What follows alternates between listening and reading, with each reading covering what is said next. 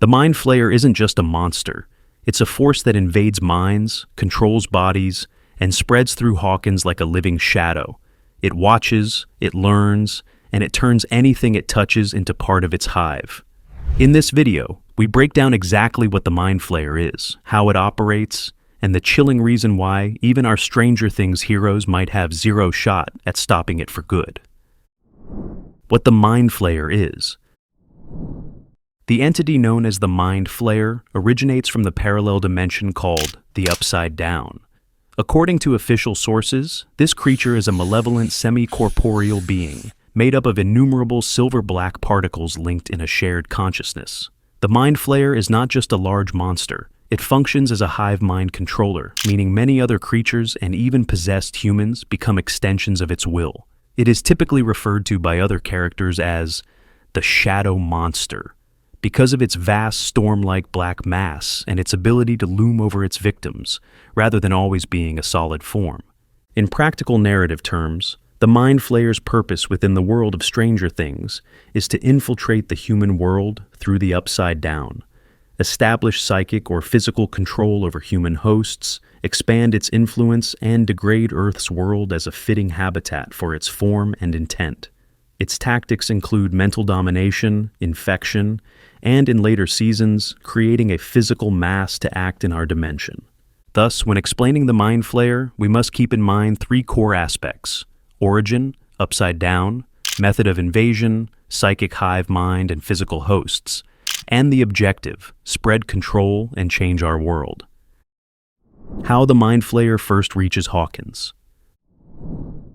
The first concrete connection between the Mind Flayer and the town of Hawkins, Indiana, occurs after the gate to the Upside Down is opened by 11 in 1983. At that moment, the barrier between both dimensions becomes compromised, which allows the Upside Down's creatures, including the Mind Flayer, to begin accessing our reality. In the series, the first appearance of the Mind Flayer is signaled when Will Byers begins to experience visions of it around late 1984. Because Will had earlier visited the Upside Down and come back alive, he becomes a prime target for the Mind Flayer's control. The reasoning is twofold. His body and mind already had exposure to the dimension, and his vulnerability made him susceptible to being used as a bridge into the human world. For instance, when he is rescued, he is found with a tentacle-like organism attached in the Upside Down, representing early infection.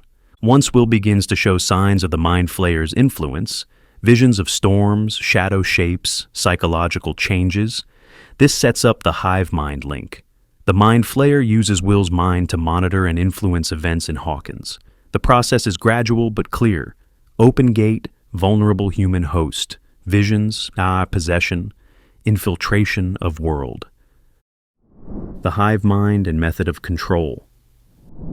One of the fundamental mechanics of the Mind Flayer is the hive-mind network, meaning that the infected hosts, the creatures from the Upside Down, and the Mind Flayer itself share awareness or at least psychic linkage.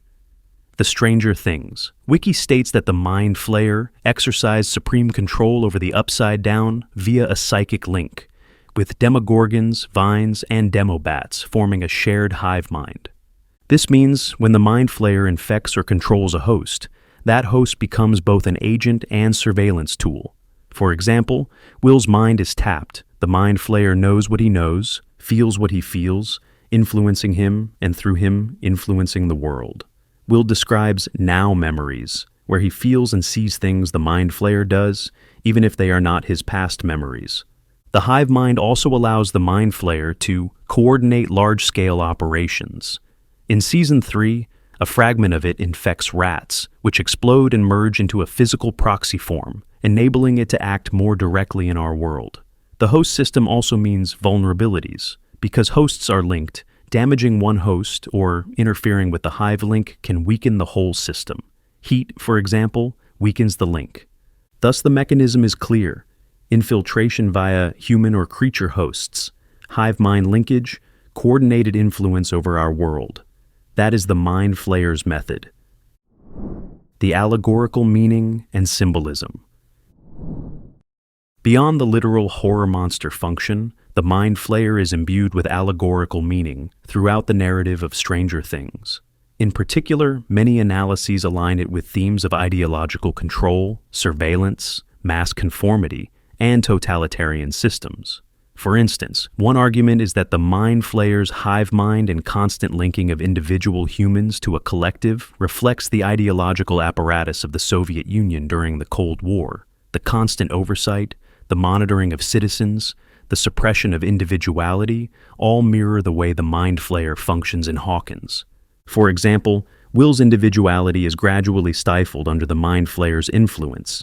He shares thoughts, memories become ours. He is cold. He is disconnected from those he loves. That is parallel to citizens in a system where individual identity is subsumed by the collective. Furthermore, the Mind Flayer's preference for cold and its infiltration of infrastructure mirrors broader themes of foreign ideological intrusion and the vulnerability of open societies. While the show never overtly states this is the Soviet Union, the creative decision to set the story in the 1980s use imagery of gate openings, covert operations, the Russians opening another gate under Starcourt Mall, and fire-based countermeasures by the protagonists, the use of fireworks, flamethrowers, strengthens the Cold War subtext. So, when you watch the Mind Flayer's actions, stealthy infiltration, psychological control, mass manipulation, you can interpret them as both literal monstrous behavior and metaphor for ideological threats existing within society and beneath its surface. Weaknesses, limitations, and how it is defeated. Even the seemingly invincible Mind Flayer has identifiable weaknesses and limitations. One of the most consistent vulnerabilities is heat. Because of its nature, particles from the upside down linked in a hive network, the Mind Flayer is destabilized by high temperatures. For example, when Will is possessed and in the hospital, they use extreme heat to force the entity out of his body. When tunnels are set ablaze, the Mind Flayer's network writhes in pain, and its host begins to collapse. Another limitation is the dependency on the gate between the Upside Down and our world. If the gate is shut, the Mind Flayer's reach into our world is curbed. Its physical proxies may be destroyed, and its link to human hosts severed. This gives the protagonists a clear strategic objective: close the gate, remove the link, disrupt the hive mind.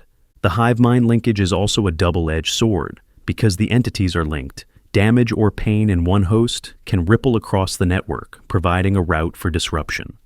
Some sources claim that destroying key hosts or disrupting their link reduces the Mind Flayer's power. Therefore, the process of defeating or resisting the Mind Flayer is not purely brute force, though there is intensity, but strategic. Identify the link, exploit heat or destabilization, close the gate, and break the hive structure. How the Mind Flayer manifests and evolves over seasons. The way the Mind Flayer appears and operates changes significantly across the seasons of Stranger Things, reflecting its evolution in strategy and threat level. In Season 2, after the gate opens, Will becomes the first major human host for the Mind Flayer in Hawkins. He experiences visions, a drop in body temperature, the Mind Flayer prefers cold environments, and the parasite-like suctioning tentacle is shown on his face when rescued from the upside-down Stranger Things wiki. The Mind Flayer's presence is atmospheric and subtle, a storm cloud, red lightning, a looming shape. It uses Will's mind to observe and spy. This is the beginning of its infiltration. In Season 3, the threat escalates.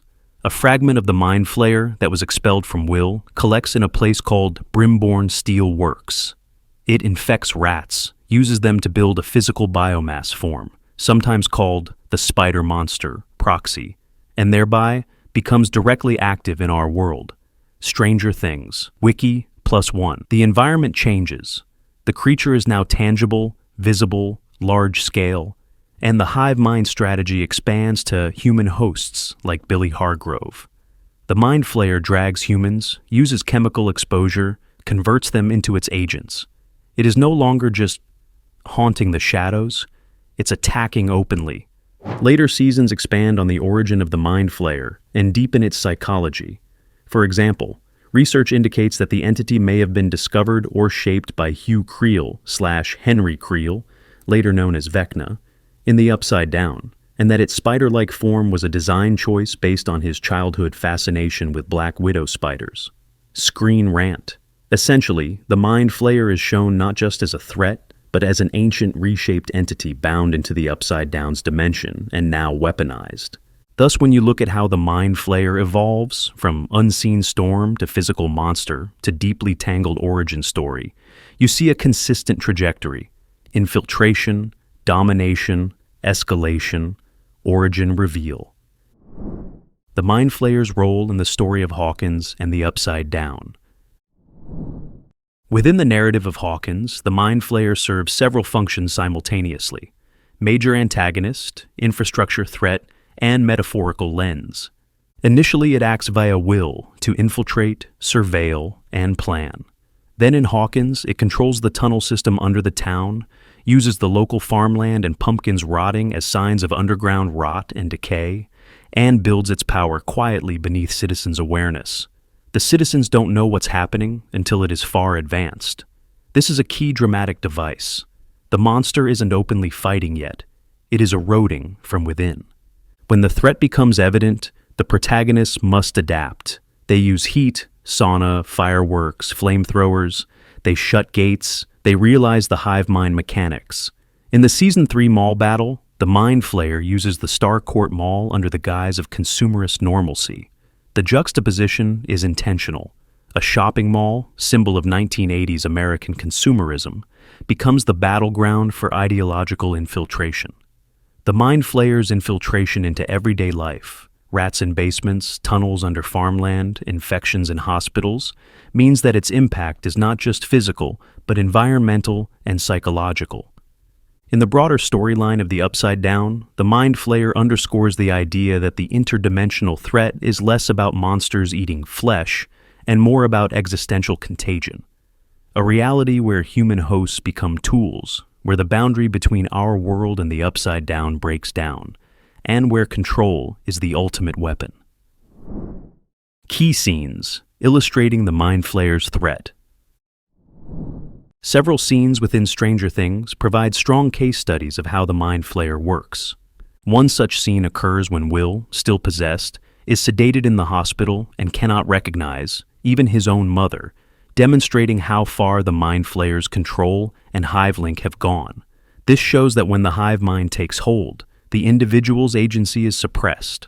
Another scene: the rats exploding at the Brimborn steelworks and their biomass merging into the physical proxy monster. This shows how the Mind Flayer builds its physical presence in our world by converting one species into its material form. The finale battle in the mall, the Mind Flayer dramatically crashes through the glass roof, uses its long limbs to search for targets, and drags in hosts, demonstrating full-scale open assault, breaking the cover of infiltration and entering direct warfare. Why the Mind Flayer matters and what it represents. Understanding the Mind Flayer is crucial not just for comprehension of the show's plot, but for appreciating its thematic depth. As a creature, it is more than a monster. It is a mechanism. It represents loss of agency, collective control, ideological contamination, and the fear of the individual being subsumed. In a period piece set during the 1980s, with Cold War undertones, the Mind Flayer becomes a symbolic stand-in for powerful forces that watch, infiltrate, and dominate so completely that humanity itself becomes a battleground. On a character level, it pushes the protagonists not just to fight monsters, but to fight systems of control and to salvage individuality, connection, and resistance. Every battle, closing the gate, disrupting the hive mind, heating up the host, resisting possession, becomes metaphorical for reclaiming self in a world trying to steal it. Thus, the Mind Flayer matters because it forces the story to ask, what do we lose when we lose control of our thoughts, of our bodies, of our world? How do you fight something that is not just physically monstrous, but mentally and collectively pervasive? Final thoughts on the Mind Flayer's impact. The Mind Flayer is among the most effective antagonists in the series because it operates on multiple levels. It's a monster, a psychic parasite, a symbol of mass control, and a catalyst for character development. Its invocation of atmosphere, infiltration, dread, and the loss of self makes it meaningful. Its bringing together of individual horror, possession, and large-scale threat, hive mind, means that each scene involving it carries both surface tension and deeper resonance. When you watch the Mind Flayer's storm cloud looming over Hawkins, or see the rotting vines spreading beneath the surface, or the host person who is no longer themselves, you're witnessing a carefully constructed threat that works on more than one level. It's not just about killing monsters, it's about resisting the idea that you could be turned into one. There's always more hidden beneath the surface, so don't stop here. Click the next video on your screen to uncover even more details you might have missed.